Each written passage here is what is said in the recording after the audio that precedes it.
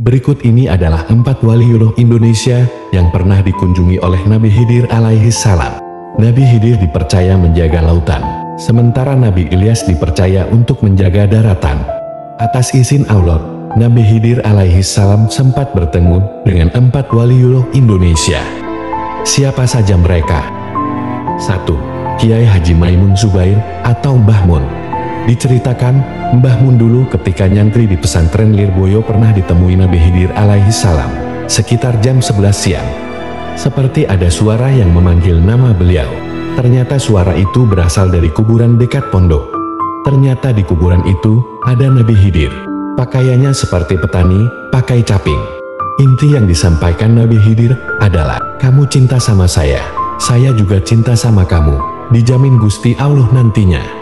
Setelah dawuh begitu, Nabi Khidir mendoakan Mbah Mun lama sekali. Setelah lama berdoa dan diamini oleh Mbah Mun muda, Nabi Khidir kemudian menghilang. Mbah Mun juga akhirnya balik ke pondok lagi. Fakta ini ternyata diketahui Kiai Mahrus Ali. Setelah pertemuan itu, Mbah Mun muda langsung terlihat sosok santri muda yang sangat alim.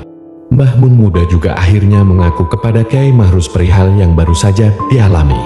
Setelah peristiwa itu, Mbah Mun muda akhirnya sowan kepada Mbah Kiai Hamid Pasuruan.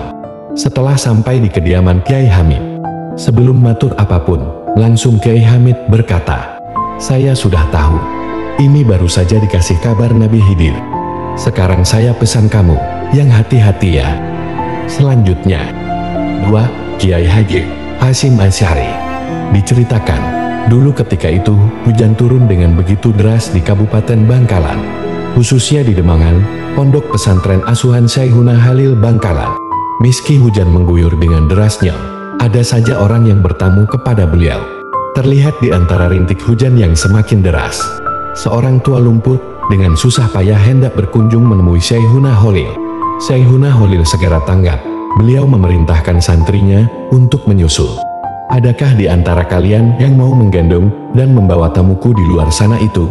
Kata Syekhuna Holil. Biar saya saja, Yai.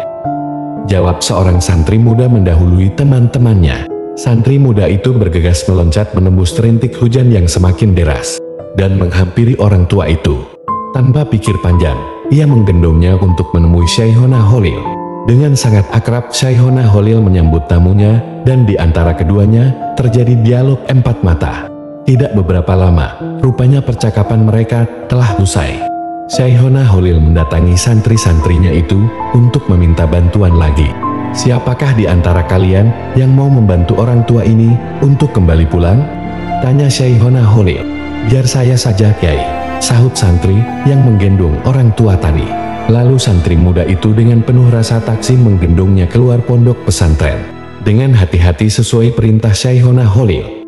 Setelah santri dan tamu tua itu keluar dari kawasan pesantren, Syekhuna Holil berkata kepada santri-santrinya yang lain, santri-santriku, saksikanlah bahwa ilmuku telah dibawa santri itu, katanya. Dan ternyata yang digendong oleh santri tersebut adalah Nabiullah Khidir alaihi salam yang bersilaturahmi kepada Syekhuna Holil. Dan santri yang menggendongnya adalah Hadratus Syekh Kiai Haji Hasyim Asy'ari muda, yang kemudian mewarisi keilmuan Syekhuna Holil Bangkalan. 3. Kiai Haji Abdul Hamid Pasuruan.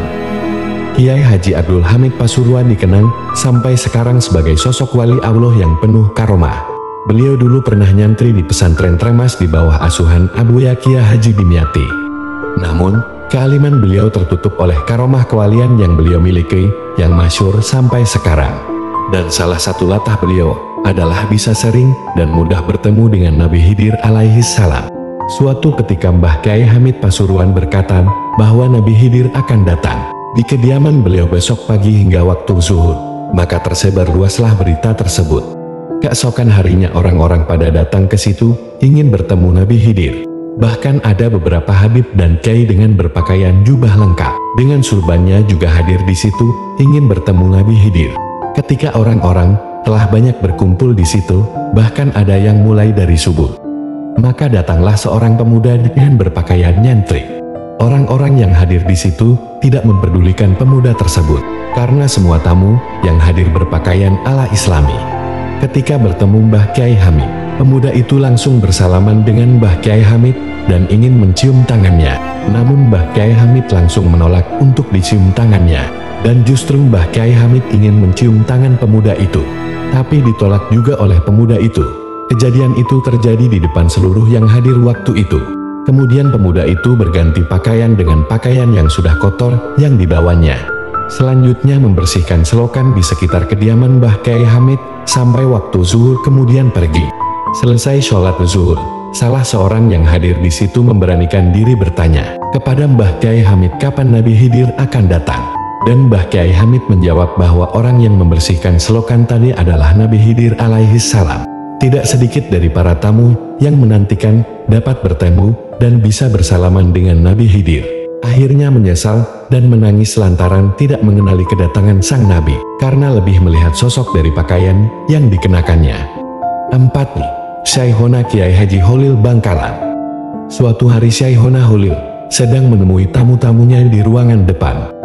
Mbah Holil yang juga ulama besar dari salah satu guru dari Kiai Haji Hasyim Asy'ari pendiri NU, duduk dengan salah satu lutut tertekuk di depan perut beliau sambil bercengkrama. Dengan para tamu-tamunya ditemani secangkir kopi yang ada di hadapan masing-masing. Ketika sedang asyik mengobrol itu, tiba-tiba seorang bertampang separtai gembel dengan pakaian lusuh sambil menuntun seekor anjing masuk ke ruangan. Kontan saja semua tamu pada heran bercampur geram. Apalagi tanpa salam, tanpa bicara, dan tanpa izin, tiba-tiba si pengemis ini menyeruput kopi milik Mbah Holil hingga tinggal empasnya terlihat juga. Ingus yang keluar dari hidung pengemis tak diundang itu. Marahkah Mbah Holil? Tidak. Mbah Holil tampak merubah posisi duduknya seperti posisi duduk orang yang sedang sholat. Telapak tangannya menyatu di atas paha, kepalanya menunduk tanpa berani menatap muka si pengemis. Justru beberapa tamu bangkit, bermaksud mengusir orang aneh ini, tapi segera dicegah oleh Mbah Holil dengan isyarat tangannya. Beberapa saat suasana menjadi hening, Mbah Holil tetap menunduk. Tamu yang ada di ruangan itu tak satupun ada yang berani bersuara. Sampai kemudian si pengemis berlalu tanpa sepatah kata pun. Selepas gelandangan itu pergi, Mbah Holil membuka suara. Siapa yang mau meminum kopi bekas tamuku tadi? Tentu saja tak ada seorang pun yang mau. Karena kopi itu bekas diminum seorang pengemis dengan ingus menempel di bawah hidung. Baiklah, kalau begitu biar saya saja yang menghabiskan, kata Syaihona Holil sambil meminum sisa kopi di cangkir. Semua tamu semakin terheran-heran. Belum habis rasa penasaran para tamu, kemudian Mbah Holil menyambung kata lagi. Tahukah kalian siapa tamu tadi? Dia adalah Nabi Khidir. Beliau habis mengunjungi sahabatnya seorang wali di Yaman dan Sudan. Kemudian melanjutkan perjalanan ke sini untuk menemui sahabat-sahabatnya, para waliullah di tanah Jawa, papar beliau. Kontan saja kemudian para tamu berebut sisa kopi yang tinggal cangkirnya itu. Bahkan ada yang berebut untuk mencuci cangkirnya sekedar untuk ngalap berkah dari kesolehan Nabi Khidir alaihi salam. Dan itulah beberapa ulama Nusantara yang pernah ditemui Nabi Khidir alaihi salam. Sebenarnya bukan hanya 4 ulama itu yang pernah bertemu dengan Nabi Khidir alaihi salam. Masih ada ulama-ulama ataupun kiai-kiai lain dari Nusantara yang bertemu dengan Nabi Khidir alaihi salam.